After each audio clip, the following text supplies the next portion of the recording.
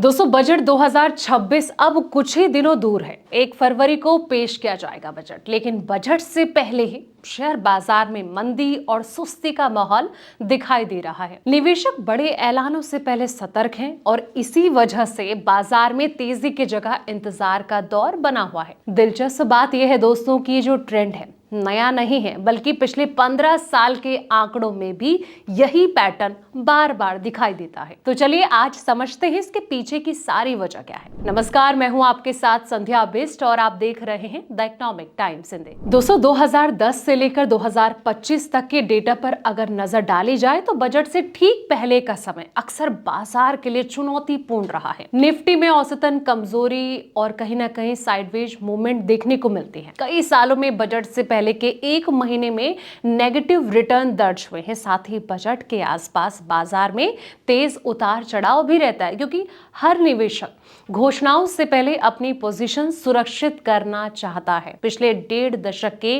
Trend बताते हैं कि बजट से पहले जो है बाजार में अनिश्चितता सबसे बड़ा फैक्टर होती है। टैक्स में बदलाव, कैपेक्स घोषणाएं, सब्सिडरी और साथ ही राजकोषीय घाटे को लेकर स्पष्टता नहीं होती है। इसी अनिश्चितता के चलते प्रॉफिट बुकिंग बढ़ जाती है। कई बार विदेशी निवेशक भी जोखिम कम करने के लिए शॉर्ट टर्म पोजीशन को छोड़कर बाहर निकल जाते हैं। नतीजा ये होता है दोस्तों कि बजट से पहले बाजार पर दबाव बना रहता है। बजट के बाद बदलती है बाजार की दिशा। जी हाँ, जैसे ही बजट पेश होता है वैसे ही तस्वीर धीरे धीरे साफ होने लगती है। घोषणाओं को समझने और उनके असर को आंकने में बाजार को कुछ समय लगता है। यही कारण है कि बजट के बाद के हफ्तों में हल्की रिकवरी देखने को मिलती है। निवेशक सेक्टर के हिसाब से जो नए अवसर होते हैं वो तलाशने शुरू कर देते हैं और अनिश्चितता कम होने के साथ बाजार में स्थिरता लौटने लगती है। वहीं आपको बता दें कि लंबी अवधि में निवेशकों को मिलता है फायदा। जी हाँ, 3 से 6 महीने की अवधि में बाजार का जो प्रदर्शन है वो ज्यादा मजबूत दिखाई देता है।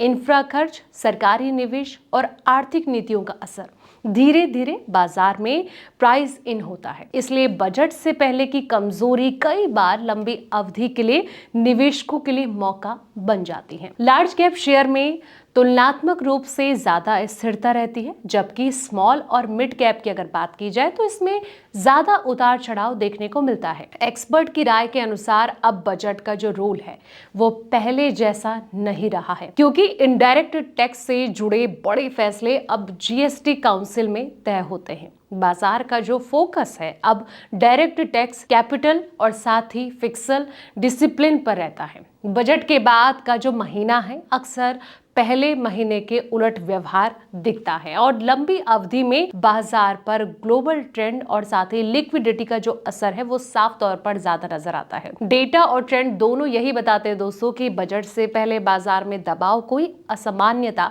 बात नहीं है। शॉर्ट टर्म में उतार चढ़ाव बना रह सकता है, लेकिन लंबी अवधि में मजबूत रिटर्न की संभावना रहती है। ऐसे समय में घबराहट में फैसले लेने के बजाय आप संतुलित रणनीति अपनाना ज्यादा बेहतर रहता है। तो फिलहाल इस वीडियो में इतना ही। ऐसे तमाम वीडियोस के लिए आप देखते रहें द इकोनॉमिक टाइम्स हिंदी।